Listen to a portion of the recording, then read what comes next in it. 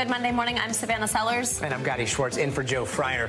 Breaking news right now on Morning News Now. New attacks. Explosions rocking Ukraine's capital of Kyiv after months of relative calm in the city. Several reported dead and even more injured in the blasts. This morning, Ukraine's president calling out the Russians, saying they are trying to wipe Ukraine off the earth. The latest on the missile strikes against Ukraine, as Vladimir Putin calls this morning's attacks revenge against the Ukrainians for destroying a bridge that connected Crimea to Russia. Also this morning on the campaign trail, Republicans are doubling down on their support of Georgia Senate candidate Herschel Walker, hounded by days of questions following reports that a former girlfriend accused him of allegedly paying for one abortion and urging her to get a second one. The new efforts by the GOP to make sure Walker wins this critical seat as he prepares to debate his Democratic opponent, Senator Raphael Warnock. State of emergency. New York is racing to house thousands of migrants sent north from Texas. The strain of the crisis putting a crisis on the city's systems and the new measures being put in place to care for the migrants as they arrive. Plus, Black Friday in October. Halloween costumes and candies might be put out on display, but some of the major countries' retailers are already putting their sights on Christmas. We're going to tell you behind the push to start that holiday and all of those deals early. Would you shop now? I don't think so. I barely shop before the day, you know. Me either. The 24th is usually when I get my... Yeah, actually, I am a late shopper for people's Christmas gifts. I know. Well, now we'll get a head start. We begin this hour, though, with that breaking news out of Ukraine, where a new wave of attacks have been reported across the country. Yeah, at the heart of this new deadly escalation is the capital, Kyiv, which was hit for the first time in months. Officials there are reporting multiple casualties and injuries. The latest round of strikes just comes days after an explosion on the bridge linking Russia to Crimea. Moscow says Ukraine was behind the attack, but Kyiv has not admitted responsibility. So let's get straight out to NBC News correspondent Cal Perry with the latest in Kyiv. Cal, can you walk us through what unfolded there and what the situation's like right now on the ground? Yes, it was about 6 hours ago, the height of rush hour, 8:15 a.m. here in the morning, and we heard a series of clear explosions from the downtown area. And here's the site of one of those explosions. We made our way to the scene where you can see the rocket impacted in this road. And the damage is absolutely devastating, Gotti. When you look at the nearby buildings, you get a better picture of how the shrapnel just kind of exploded and ruined some of these nearby buildings, as you said. At least 8 people dead here in the capital, another 24 wounded across the country. We've seen a volley of rocket attacks as far west as the city of Lviv, where the power is still out. Across the country, all told, 10 dead, another 24 or so wounded. I'll just have Sam go ahead and give you an idea. You can sort of hear the sounds of cleanup now as they're trying to get these streets cleaned up. They want to get traffic back moving, but the problem, of course, is that the government is anticipating that there could be further rocket attacks. You sort of set it up perfectly talking about that bridge in Crimea. There was an expectation that this could happen. I don't think anybody imagined that it would be on the scale that it has been. About 85 rockets and or drones hitting across the country in just a span of about 4 hours. And at this hour, you still have residents here in the city of Kyiv, some in subways, bracing potentially for further attacks, guys. Hey, Cal, you mentioned those other cities. I think, especially when people hear Lviv, a country so far west that had been relatively safe for much of this. It's where much of our teams were during the worst parts of this war so far. Yeah. Tell us what's happening in these other cities across Ukraine that are not just the capital. Yeah, so starting in the east, in the city of Kharkiv, where our colleague Erin McLaughlin and her team are, 5 explosions in that city while we were taking hits here. In the central city of Rivne, at least 5 people are dead there, another dozen or so wounded. And then in that western city of Lviv, there were multiple rocket attacks hitting infrastructure targets, specifically power stations. The power, as I said, is still out there. And we had similar hits here in and around Kyiv of power. The mayor, just a few minutes ago, telling us we can expect the power to come on and go off again. All of this, guys, is of great concern to residents here. It's going to get cold here. People are worried about the power being out. They're worried about the heat being out, let alone the fact that there could be more rockets coming in. And Cal, we heard those comments from President Biden last week warning about the growing risk of nuclear Armageddon. I know that you've been speaking with Ukrainians on the ground about that threat. Are they worried about that potentially happening there? Yeah, it's such a strange scene here because you have people trying to get back to life as normal, and then you have attacks like this, and then overhanging all of it. As you guys have said, you have Vladimir Putin who's threatening nuclear war. People here, they're talking about it. Not surprisingly, they're talking about it all the time. We had a chance to talk to some people this weekend. Take a listen. Are you guys afraid when Putin says he's going to drop a nuclear bomb? No. No. No. We can't do anything about the nuclear war, but we can live our lives as we want. We don't want to be afraid, we just want to live happy. You have to be ready just in case, but you have to live your life and go on like it's usual. And this is in keeping, right? This is in keeping of what we've heard from Ukraine since the start of this war, trying to put on a brave face. And look, so much of this, people here believe, is because of the gains that the Ukrainian military is making in the eastern part of the country and in the southern part of the country. They view this as Vladimir Putin lashing out because, as they say, he's losing the war, guys. Cal Perry, stay safe out there. Thanks so much for that. Thanks, Cal. And this morning, Russian President Vladimir Putin confirmed the strikes on targets across Ukraine. He is warning of a harsh response to any, quote, terrorist act in an apparent reference to Saturday's explosion on the bridge to Crimea. NBC News chief international correspondent Keir Simmons has the latest from Moscow. Gadi, Savannah, good morning to you. President Putin says Russian forces are targeting energy, military and communication facilities in Ukraine. And he is threatening, quote, further harsh responses if Ukraine carries out more of what President Putin calls terrorist attacks on Russian territory. Russia's promised revenge coming this morning with those rocket attacks on major Ukrainian cities, striking back after another setback. In the past hour, the Russian leader on television calling the attacks retaliation. Last night, President Putin branding this explosion on his prized bridge between Russia and Crimea a terrorist attack on civilian infrastructure. The bridge, a crucial military supply line and symbol of Russian strength, quickly reopened, but the destruction in plain sight. While Ukraine has not publicly admitted responsibility, Russia is blaming Ukrainian special forces for the explosion that happened almost exactly midway across the bridge, just after 6 a.m. Saturday. The Russians say this truck carrying fertilizer was the epicenter of the blast. On a parallel rail bridge, a locomotive filled with fuel tanks also caught fire, while some explosives experts think the detonation was under the bridge. Last month, Russian media reported an unmanned Ukrainian drone boat capable of attacks from the sea washed up on a Crimean beach. Russian bloggers loyal to President Putin now openly criticizing his military. The enemy has stopped being afraid, one said this weekend. Another, hammer Ukraine into the 18th century. Demands for escalation just days after President Biden warned of the prospect of Armageddon. Here in Moscow, under a statue of a Russian revolutionary, the anxiousness is palpable. Do you find the atmosphere has changed in Moscow? Yes, a lot. The atmosphere has extremely changed. Why? People are worried about the situation in the city and in the country. And guys, right through the weekend, Russian television was showing pictures of that damaged bridge and the explosion. I haven't seen coverage here like that since February. President Putin is under more pressure now than he's been in 20 years of leadership. Guys? Keir, keeping an eye on it from within Russia. Keir, thank you so much for that.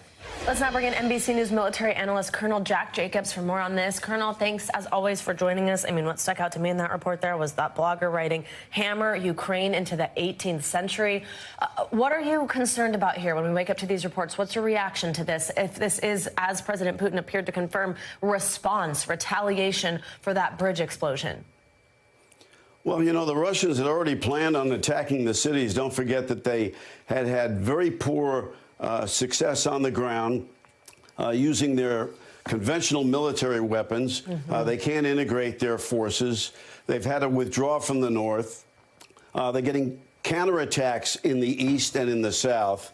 And as Cal Perry said, it looks like they're losing the war on the ground. So Russia had already planned on this kind of attack, because Russia has relied on their default instruments, and that is attacking the cities and terrorizing the people of Ukraine. So these attacks had already been planned. They've just been increased, and the timing has been changed in response to the attack on the bridge, Savannah. Let's talk about this bridge attack. So Ukraine has not openly admitted responsibility for that explosion on the bridge. You saw in that report there's some sort of questioning, investigating about exactly how it even happened. What's the U.S.'s stance on this? Would the U.S. encourage these types of attacks, whether openly or in private, particularly if potentially U.S. weapons that we've supplied are being used, or no? What does that look like? Well, we're trying to stay as far as possible from the actual action on the ground. This attack was most likely Ukrainian special operations forces. As we showed in the package, it looks like the epicenter was the truck. The greater likelihood, however, is that these were explosives that were placed or sent to a location under the bridge, probably close to the middle of the bridge, so it would have the greatest effect. We are providing as much as we possibly can, the West is, in sophisticated weapons to Ukraine and having to train them on it as well. But we're focusing on battlefield weapons, new artillery systems, new missile systems, so that if, as and when there is a large counterattack by the Ukrainians on Russian positions, the Ukrainians will be prepared, Savannah. Colonel, I want to ask you about something we talked about a lot at the beginning of this war, which is the air defense system there. Ukraine's military chief actually said that about half of these latest Russian missile strikes were intercepted by air defense systems. Obviously, that would have meant that the casualties and the damage on the ground was much worse. What do you think about that as a defense system? I mean, is it effective? And also, would the U.S. consider bolstering that system? Or is that one of those things that's sort of crossing a line for the Biden administration when you talk about staying far away from the actual action on the ground? But if that is an effective defense system, would we help there? Yes, is the answer. We've provided weapon systems to them, and quite sophisticated ones, too. It's extremely difficult to shoot a missile down. One of the reasons that the Russians are not flying air-to-ground systems attacking Ukrainian forces on the ground with weapons that are carried by airplanes is because the Ukrainians shoot them down. They have a wide variety of weapons to do that. Shooting a missile down is much more difficult, but there are systems that do that, and the Ukrainians have them. We will provide as much anti-aircraft capability of this type as we can, but at the end of the day, it's not perfect. The Ukrainians do not have a completely effective anti-missile system, and we're not going to provide that kind of system to them. And as a result, the percentage of Russian missiles that are launched, the majority of them are going to wind up reaching their targets. But we've given enough systems, and the Ukrainians are capable enough to minimize the effect on the ground from Russian systems. But the Russians are not going to stop. They're using not just missile systems, but also longer-range artillery and so on. And that's why people are worried that Putin, who has not been successful on the ground, will, A, continue to terrorize the Ukrainian population and may resort to other weapons like chemical weapons because his back's to the wall. Colonel Jacobs, we will be watching that. We know you'll be here to guide us through it all. We appreciate your time this morning. Thank you. Now to the latest on those deadly protests in Iran. Over the weekend, a news bulletin on Iranian state television was hacked as video of the country's supreme leader was being broadcast. NBC News Tehran Bureau Chief Ali Arouzi joins us now from Tehran with the latest. Ali, good morning. Good morning, Gadi. Well, emotions continue to run raw here. People are still angry and outraged over the death of 22-year-old Mahsa Amini after she was arrested by the morality police. Protests are not really showing any signs of ebbing as they now enter their fourth week. Protests and violence continue to flare. Over the weekend, protesters throughout the capital and other cities erupting into anti-government slogans. On Saturday night, the flagship news program on Iran's state broadcaster apparently hacked. On Sunday, at a university in Tehran, students painted their hands red in a show of solidarity for students that have been arrested or injured since the unrest began. The demonstrations are being led by fearless, determined young Iranians, much of the time women. Even schoolgirls are joining in on the streets, on campuses, and even in the schoolyard. The U.S. State Department sending a strong message to Iran. We continue to have tools in our tool belt to hold the Iranian regime accountable. The women are facing off with security forces and continuously challenging the compulsory hijab, boldly waving it in the air on the streets, weaving through traffic while being supported by the endless honking of car horns and the rally cry of these protests: woman, life, freedom. Still seething not only over the death of Mahsa Amini, who died after being arrested by the feared morality police, but also now focusing on the deaths of 2 other girls. Authorities deny involvement in their deaths. Kurdish human rights group Hangao say at least 2 people were killed over the weekend. Authorities deny any involvement. The scope, scale and duration of these protests not just catching the government off guard, but rocking their foundations. No one knows how or when all this will end, but authorities here are determined to finish it. Iran's deputy interior minister has warned that from now on, those who are arrested in the riots will stay in jail until they're put on trial. Then they will be rapidly prosecuted, and their sentences will be decisive as to act as a deterrent to other would-be protesters. Gadi? Ali Arouzi, thanks so much. And now turning to the Senate race in Georgia and the escalating controversy surrounding Herschel Walker. The Republican candidate who's been outspoken in his opposition to abortion is out with new denials over an allegation he paid for a woman to receive the procedure. NBC News Now anchor and senior Washington correspondent Hallie Jackson has the latest on the fallout. Good morning. The former football star who's running on an anti-abortion platform is reiterating his claim that he knew nothing about the abortion he's alleged to have paid for. As we're getting a look at new text messages involving his wife, it all comes as Republicans are casting all of it as a Democratic smear, with the campaign trail heating up. A Republican rally this morning behind embattled Georgia Senate hopeful Herschel Walker, the strict anti-abortion candidate who's denying explosive accusations he paid for an abortion for an ex-girlfriend in 2009.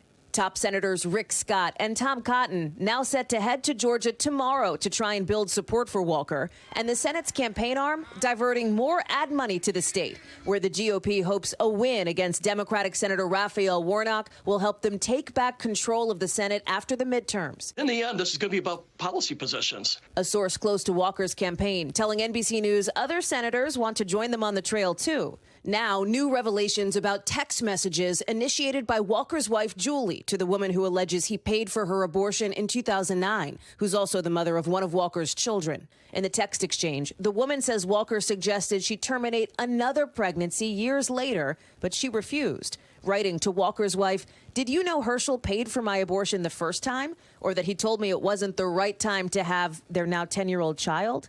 Julie Walker could not be reached for comment, but Walker's campaign provided copies of the messages to NBC News. And in a short off-camera interview, the candidate says he confirmed the woman's identity for the first time in those texts on Friday. NBC News is withholding the woman and her son's name. She provided the Daily Beast a copy of a check she says Walker gave her for the procedure, but NBC News has not independently confirmed that reporting. Walker himself has denied paying for or knowing about the abortion. It's a lie. And Republicans aren't just rallying for Walker. Big GOP names showing up in key states as part of a midterms push. Thank you very much, Nevada. Including former President Trump in Nevada, joined by Alabama Senator Tommy Tuberville, who made these controversial comments, criticized by some as racist, while talking about Democrats and crime. They want crime because they want to take over what you got. They want to control what you have. They want reparation because they think the people that do the crime are owed that. As for Herschel Walker in Georgia, the abortion allegations will almost certainly come up when he and Senator Warnock face off in their first and only debate on Friday. Back to you. All right, Hallie Jackson, thank you. Now to the migrant crisis that's unfolding here in New York. Mayor Eric Adams has now declared a state of emergency as the city struggles to find housing for the thousands of migrants bussed in from the southern border. NBC News national correspondent Gabe Gutierrez is on Randall's Island here in New York, where a new tent camp is being built right now. Gabe, good morning. Gotti, good morning. These tents went up over the weekend as New York City officials scramble to find space for the thousands of migrants that are overwhelming the shelter system. It's a political battle with families caught in the middle. With bus after bus arriving from the southern border, this morning New York City is under a state of emergency. This is unsustainable.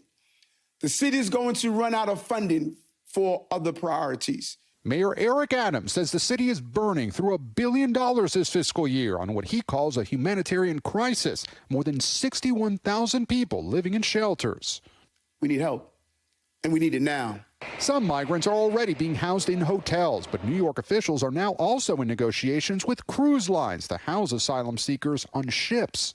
The city also started building a tent camp, but because of flooding concerns, workers are now moving it to Randall's Island, just off the coast of Manhattan. Advocates for the homeless are slamming the housing plan. These facilities tend to be erected or docked in places that are very far from mass transit and services. Weeks after Florida Governor Ron DeSantis chartered a flight full of migrants to Martha's Vineyard, the battle over the border is heating up ahead of this year's midterms. Mayor Adams is blasting Texas's Republican Governor Greg Abbott, who's been busing migrants from his state. Abbott's office telling NBC News Mayor Adams is an absolute hypocrite, adding instead of fear-mongering and complaining about a few thousand migrants in his sanctuary city, Mayor Adams should call on President Biden to do his job and secure the border. Buenos dias. In Washington, D.C., migrants have been dropped off outside the home of Vice President Kamala Harris. It was a 40-hour trip, this man said. Back in New York, charities are struggling to keep up. This weekend, hundreds of migrants, many from Venezuela, lined up for warm clothes as winter approaches. And here in Randall's Island, construction is continuing today on this tent camp. It's expected to open within the next few days. About 500 migrants will be temporarily housed here for no more than 96 hours, Gotti. Gabe, thanks so much. And now let's get a check on your morning news now weather. Yeah, meteorologist Michelle Grossman joins us once again with the forecast. Michelle, good morning. Good morning to you guys. Hope you had a great weekend. And we are starting out with really chilly temperatures in the Northeast. We had clear skies that's dropping the temperatures this morning, but also gave us a really good view of the hunter's moon. If you missed it, it's a big full moon that sort of cues to the farmers that the winter chill is coming, which is equally fascinating and equally depressing at the same time. But a really pretty moon over Washington, D.C. We had a clear sky last night, and we got to see that bright, big moon. So, so beautiful. In case you didn't see it last night, hopefully you caught it this morning on your way to work. Otherwise, we're looking at that autumn chill today in portions of New England, also the Northeast. Flood alerts throughout portions of the Southern Plains, specifically New Mexico, also western Texas. We could see some flooding there as a result of some heavy rain. Above average temperatures through the Northwest, the Intermountain West, the Northern Plains, and also the Central Plains. We're looking at temperatures anywhere from 5 up to 15 degrees above normal for this time of year. By Wednesday, showers move off to the east, so now we're into the Midwest, the Great Lakes, portions of the Mississippi Valley. Also soggy in the southeast. We have a front that's sort of lingering over portions of Florida, and we are looking at soggy conditions today. Tomorrow is going to linger in that spot for some days. Also seasonal temperatures throughout the middle of the country, back to more seasonal temperatures after those really warm temperatures today. A few flurries in portions of the upper Midwest, the Northern Plains on Friday. Heavy rain in New England. Fantastic conditions throughout the Southern Plains. Also the Gulf Coast, southeast by Friday. That October warmth, we're looking at temperatures 5 to 20 degrees above normal for this time of year, into the 70s, into the 80s. Reading, 95 degrees today, 75 degrees in Billings, 75 in Denver. That is 7 degrees above what is normal for this time of year. Then tomorrow, we're looking at the 80s as well in Sioux City, Minneapolis, North Platte. Right near 80 degrees in Kansas City. That's 11 degrees above normal. And that warmth is going to head to the Northeast as we head towards Wednesday. And then we're back to that October chill by Friday. Back to you guys. Health officials are bracing for a potentially severe flu season as more people return to the office. Yeah, New York has already issued a statewide flu warning following a spike in cases. NBC News correspondent Priscilla Thompson has the latest. Kids are back in school. Adults are returning to the office. Something else is back too, the flu. As COVID restrictions ease, flu cases are on the rise. You spoke to local doctors keeping a close eye on the numbers. One city in Alabama reporting more than 250 students recently out sick. Everyone should get a flu shot. In New York, cases already widespread. The state health department releasing this reminder. We need to prepare for both flu and COVID this fall and winter. Nationwide, CDC data shows cases are 13 times higher now than around this time last year. What's behind the rise? We sat down with NBC News senior medical correspondent Dr. John Torres to get you answers. At the peak of the pandemic, flu cases were low. Now they're ticking back up. Why? We've been wearing masks, we've been staying away from other people, but now we're not doing that. How bad will it be? You know, we think this is going to be a bad flu season. So who should get the flu shot? Everyone 6 months and older, pregnant people, and seniors. But there is something new this year, a stronger type of flu vaccine the CDC is now recommending. So who should get it? What are these high-dose vaccines and who should get them?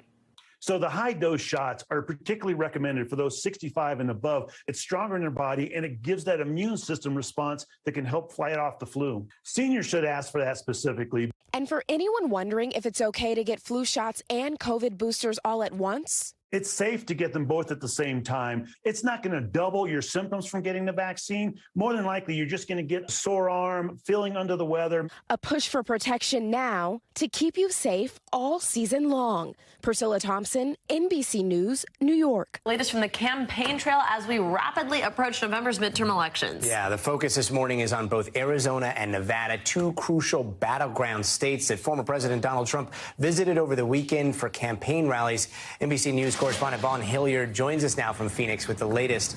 Vaughn, good morning. We know you were there last night at the Trump rally in Mesa, just east of Phoenix. Can you walk us through what you heard from the former president and what were some of the biggest takeaways there?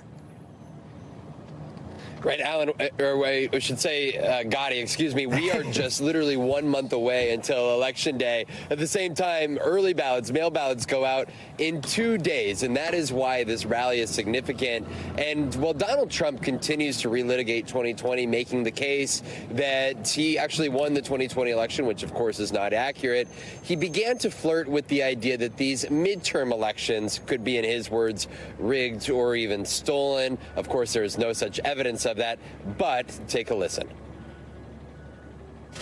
We have to make sure that the radical left does not rig or steal your election. In many ways, it's the thing I'm most worried about, because I think you have candidates that can't lose. But there's an expression that is often used, and we saw it in 2020, that the vote counter is oftentimes far more important than the candidate. We cannot let that happen. Now, we saw in the Arizona primary, Kari Lake, the Republican running for governor, even suggest that there was fraud that was going to impact her primary election. Of course, she went silent on that as soon as she won her primary here, but you can already see the table being set early, 1 month out from these midterm elections. Absolutely. Vaughn, also shout out to your fabulous crew for the illuminated cactus behind you. It's 6:30 in the morning. Yeah, I was just going to say, and also we always appreciate when you are up when it's that dark, and yet, look, we could still tell you're in Arizona with that cactus. All right, Vaughn, I want to ask you now about Arizona's Republican candidate for governor, Kari Lake. Now, she's someone you've covered extensively. She's also been one of Trump's biggest supporters since she started her campaign. How are voters there feeling about her? I know it's been split, and her relationship with the former president with this early voting process there actually just starts in 2 days. What do we think about how she's doing? She's arguably been perhaps his staunchest ally here around the country and his favorite statewide candidate. As Donald Trump said on the stage last night, he goes, he's seen some other candidates around the country, and Arizona is lucky to have Kari Lake. And that is largely because right now she has been essentially neck and neck in the polls with her Democratic contender, Katie Hobbs, while remaining so close to Donald Trump as an election denier and somebody who has propagated his election conspiracies. I want to let you hear, though, from some of the voters, those folks who are ultimately going to decide whether she enters the governor's office later this year. Kari Lake just seems like she's more like of the public people. I travel around the state. I work construction. I've gone to little towns. I've gone to big cities, and it just seems like there's more support. You don't ever see Katie Hobbs anywhere. Nowhere. If you're independent, then why vote for Katie Hobbs over Kari Lake? I believe in her beliefs, and I trust her more than I do Kari Lake at this moment. Why don't you trust Kari Lake? For one, how she believes in abortion as a woman. I feel it's very important, so I just don't agree with that.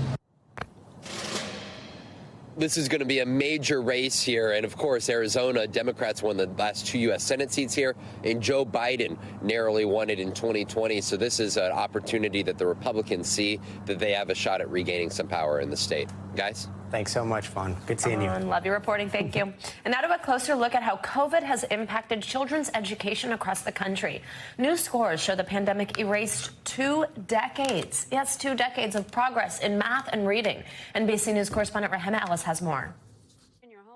You put your name on the page number because you're going to turn that in. In Heather Smith's class, she knows exactly who's making the grade. We talk about goal setting, and they're my partners. Partners in a data-driven approach to learning for the nearly 16,000 students in Indianapolis's Perry Township School District.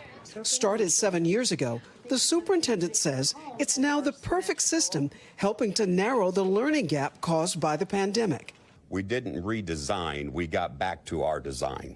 After math and reading scores dropped more than 10 points, he says this very diverse district, where 75% of students receive free or reduced lunch, is now getting back on track. This isn't something that we're going to fix within 2 years. This is going to be a long-range process of building skills. And how are they doing it? Monthly tests called Evaluate in both reading and math. Focused lesson plans. We're tailoring your lessons to accommodate the needs of each one of your students. Absolutely. And small learning groups. What letter makes the sound Offering one-on-one instruction. What I love about Evaluate that our district does is we're celebrating those kids who went from a 10% to a 12. We're celebrating. It's the growth. And it might surprise you, kids don't mind the monthly tests. Raise your hand if you like Mrs. Smith's class. Whoa! These students were in Mrs. Smith's 4th grade class last year as school reopened for in-person learning. Were you ready for the 5th grade? Yes. Mrs. Smith prepped me a lot. I honestly wasn't that scared. Before, I did not know how to read perfectly. I couldn't pronounce some words, but now I would sound it out and I would actually get it. Early and often evaluations. What about the suburban? Where's that located? Building confidence and skills. Rahima Ellis, NBC News, Indianapolis. Some financial news for you. New inflation numbers are expected later this week, and one expert is warning it could still go up. Yeah, CNBC's Silvana Hinao joins us now with this and more financial headlines. Good morning, Silvana. Hey guys, good morning. Yep, so a longtime market and economic expert believes while headline inflation will likely come down, core inflation is still going up. Core inflation strips out food and energy prices as they tend to swing wildly month to month. Alliance Chief Economic Advisor Mohamed El-Arian telling CBS's Face the Nation the U.S. is headed toward a recession that was totally avoidable. He blames the Federal Reserve for mischaracterizing a sharp rise in inflation as temporary and for not acting when they realized it was sticking around longer than expected. Rivian is recalling about 13,000 or nearly all the electric vehicles it's delivered to customers due to a loose fastener that could impact the ability to steer. The company, which makes electric trucks and SUVs, says there have been 7 reports potentially related to the issue, but thankfully no injuries. Rivian says the fix will only take a few minutes to complete, and it expects to finish all the repairs in about 30 days. The new crash detection feature on the iPhone 14 has an unexpected side effect. It's dialing 911 on roller coasters. The Wall Street Journal says authorities have been sent to amusement parks on several occasions recently after the feature mistook the ride's twists, turns, and hard braking for a real emergency. The tool will call 911 if you don't dismiss an alert after 20 seconds and will give authorities your location. Experts do say there are a few workarounds, including putting your phone in airplane mode or disabling the feature altogether, guys. Oh boy. I can't even imagine what the audio is on those 911 calls. I know, right? You're like, oh my gosh, it sounds horrible. Yeah. Right, Silvana, thank you so much. You got it. All right, now it might be hard to believe, but the countdown to the holidays is already on. Not hard for me to believe. And major retailers are rolling out Black Friday deals in October. Yeah, NBC News correspondent Emily Akeda is here with some strategies for finding the best price for that must-have item. Emily, good morning. Guys, there are still 76 days until Christmas, but the holiday deals are already underway as major retailers are looking to serve up savings on popular holiday gifts, even before some people, myself included, have picked out their Halloween costumes. This morning, it's beginning to look a lot like Black Friday as major retailers look to kickstart the seasonal savings weeks before Halloween. Starting today, Walmart is rolling out rollback discounts on popular gift categories like beauty and electronics for the next 3 days. And Target is launching week-long Black Friday deals 3 weeks earlier than last year, cutting prices on appliances and toys, and even offering 50% off on select home items. There are a lot of deals out there. Basically, Black Friday season has already started in full force. And this is just the beginning. Amazon will kick off its Prime Early Access sale tomorrow. Expect the deepest discounts on Amazon products like Echoes, Kindles, and Fire TVs. But you'll also find steals on brands including Sony and Dell. And while Kohl's is dishing out 2 days of deals on the 11th and 12th, Bed Bath & Beyond's fall savings event features markdowns of up to 50%. Everyone's looking for a deal right now. The October savings have frugal holiday shoppers starting to check off their gift lists earlier than ever. Here we are in the beginning of October, and I would say I'm 75–80% done my holiday shopping. So what's pushing the so-called Christmas creep? Insiders say retailers are trying to clear out excess inventory and win over cautious consumers who are spreading out their shopping as inflation strains their wallets. Retailers know that consumers are really stressed financially this year. There is some demand for shopping early because it does make it easier on your budget if you can be disciplined and spread out your purchases without overspending. To ease the headache, experts say turn to technology. Websites like slickdeals.net source and compare prices online at multiple locations, with users voting on the best deals. While apps like Shop Savvy allow you to scan barcodes in person to find the lowest price, and Camel will track an item's price history on Amazon so you know if the sale price is truly a good buy. But with so many discounts coming in the countdown to Christmas, a key secret to saving is price matching. Target, Walmart, and Best Buy all say they will match prices on select items, but their policies vary. If Target, for instance, drops the cost of something you already purchased there, you can request a price match through Christmas Eve. So there may be no time like the present to get those gifts. Now, Emily, is there anything we should avoid buying right now? Just because this week of sales is so significant doesn't mean it's the last week of sales. So there are some items you may want to press pause on, but the prices really do fluctuate. Winter clothes, for instance, traditionally, you'll find even steeper discounts after the holidays if you can wait. And then experts say some toys tend to drop in price closer towards Christmas. But if you have one of your must-haves, if it's a really popular item, a hot ticket item, you're going to want to buy that, snag it when you see it, because it could go out of stock. And then in the background of all this, keep in mind that with this extended shopping season, I'm really speaking to myself on this, there's the temptation to overspend. So you want to make your list early and stick to it. There you go. I can't wait to see what you finally choose for Halloween. I know. Speaking of shopping. I need some inspiration. I need ideas. So if anyone has one. Emily, thanks so much for joining us. Today is National Indigenous Peoples Day, a day set aside to honor Native peoples across the country. Yeah, last year, President Biden became the first president to formally mark the day, which is intended for reflection on the legacy and impact of colonialism on Indigenous communities while celebrating Native culture. This morning, we're joined by Tara Hauska. She's a tribal attorney and climate justice activist. Tara, good morning. Thank you so much for joining us, and happy Indigenous Peoples Day. We appreciate you having this conversation with us. I'm wondering if you could tell me a little bit about some of your work. I know you founded this collective focus on reconnecting people to the land. Explain why that particular aspect of this is so important. As we see with the hurricanes and wildfires and natural disasters happening around the world, I mean, the climate is responding to the impact that human beings have had. So 80% of indigenous land, or 80% of biodiversity is left in indigenous hands of the world's biodiversity. So the critical importance of connecting people to nature and reconnecting people to ourselves. That's the work that GNU Collective does. I know you're showing clips of last year. We fought a massive pipeline here in the state of northern Minnesota, where over 1,000 people were arrested, and we stood up for everything that we believe in, which is the earth and the right of future generations to it. And Tara, you're also the co-founder of Not Your Mascot, which campaigns against Native American imagery being used in particular in sports. Recently, you campaigned to get the name of the Washington football team changed. How much more do you think needs to happen in the sports community on this issue?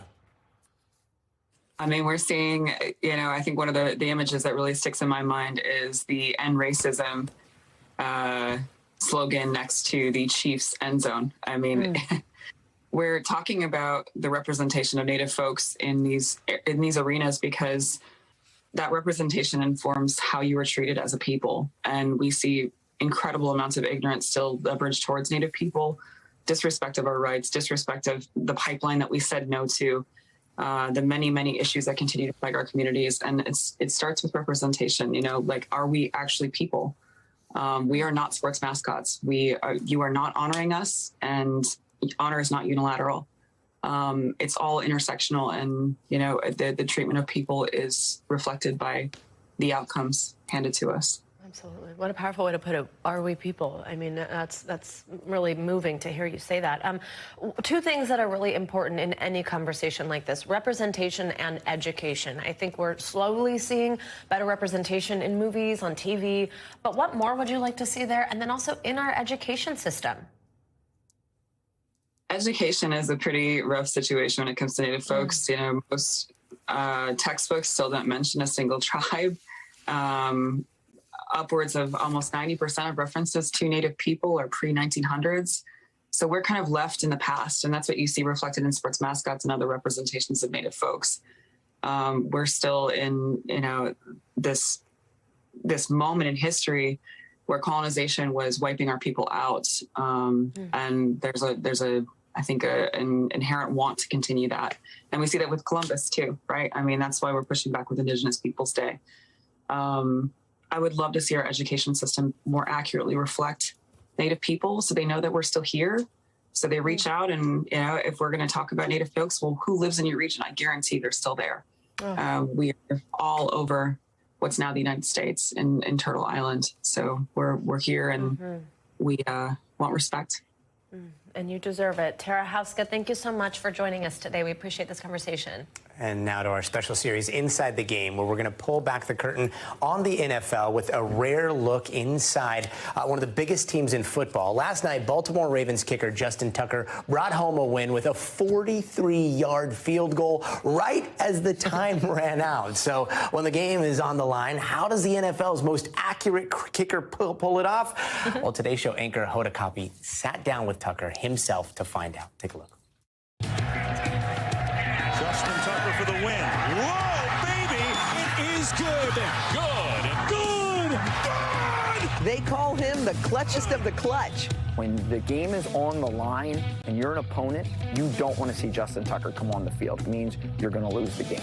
Ravens kicker Justin Tucker averages 136 points a year, more than any other player in any position in the history of the NFL. And it's good! Oh my goodness! And with last year's 66-yard field goal against the Detroit Lions, he also kicked the ball farther than anyone else ever. All of this unfolds in 1.3 seconds. I cannot imagine that crushing pressure. What rattles you?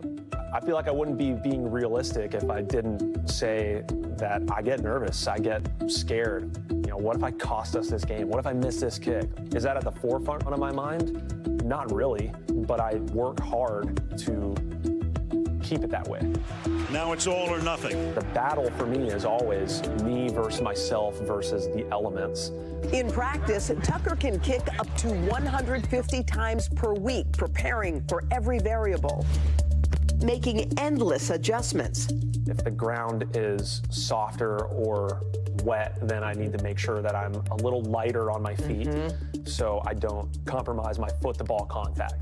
It is an all-consuming attempt to nail the ball's elusive sweet spot.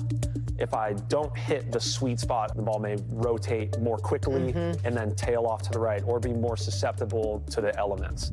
Then there's the battle against his nerves, waiting for his moment. Well, I'm looking at the sidelines. What are you thinking about doing? What's happening to you as this game's going on? I'm making it a point not to be emotionally invested, which is really difficult because I'm seeing my teammates and my coaches get all fired up whenever there's a big play. Tucker stands apart from the team on the sidelines with his holder and snapper in an area they've nicknamed the calm zone. In a given moment, it can be despair, and then the next one is exhilaration.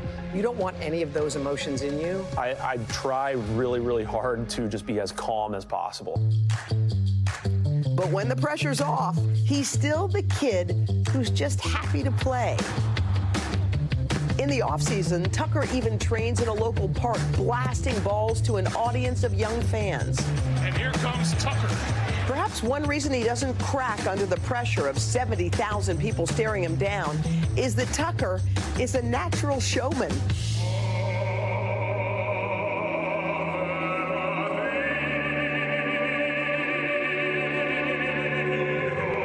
That's him singing to a packed house. He's got a set of golden pipes to match his golden leg, one of the only NFLers who's also a classically trained opera singer. You drew the parallels between your life as a singer and your life on the field. Kicking a football in front of a stadium full of people and then preparing and rehearsing to perform a piece of music, the feeling is still very, very similar. The butterflies, the energy, the vibe, embracing that and then performing well is a really satisfying experience. Jordan's going to put the ball right there, and you're just going to kick it as hard as you can. No, I need more guidance. That is not enough guidance. All right, so the bone coming right off of your big toe. Yeah, here. Is where you're going to want to contact the ball. Here. Like most artists, his mastery makes it look so simple. People always think, well, I could do that. That's like one of those main things that fans say when someone misses a kick. I mean, look, the guy's got one job. That's my favorite one. Is like, he's got one job. You know, to be fair, like, that's mostly true. Like, I have, like, you know, my job is to kick the ball through the uprights. And when I don't do that, I understand their disappointment. You know who's probably the most disappointed? Me, the guy who's kicking the ball. Okay. Wait. Let me do it again. Lower and up. No? No, sure. What did I do wrong? In fairness to Tucker, there's a reason there are only 32 NFL kickers. It's just not that easy a gig. Ow. That was not good. Kicking an egg-shaped ball is not intuitive. Physically, Justin may also just be built for it. His quick twitch muscles, as I call them, are better than anybody that's ever played the game. His ability to bring his leg from the back of his butt down through the ball, nobody can do it like he can do it on a consistent basis. And though Tucker lives to see the ball sail through the uprights, he also knows either way, he's already won. What's the prayer you say right before you kick? I just say, thank you for this moment, to have the opportunity, not necessarily to win a football game. It's really more that seeing that ball go through the uprights on TV or in the stadium brings joy to somebody. To me, that's really, really meaningful. Much gratitude. And how about Hoda with that kick, huh? I know. Pretty good. I mean, is it not? It's good in my book. It's good in my book. Thanks so much for that report, Hoda. Justin says this all started back when he was 6 or 7 when he began kicking the ball through a Y-shaped tree right in his backyard. Oh, wow. That's where it all started. That's so pretty cool. One way to spruce up your game because of the tree, you know? Dad joke. Dad joke. That does it for this hour of Morning News Now. But the news continues right now. Stay with us. Thanks for watching our YouTube channel. Follow today's top stories and breaking news by downloading the NBC News app.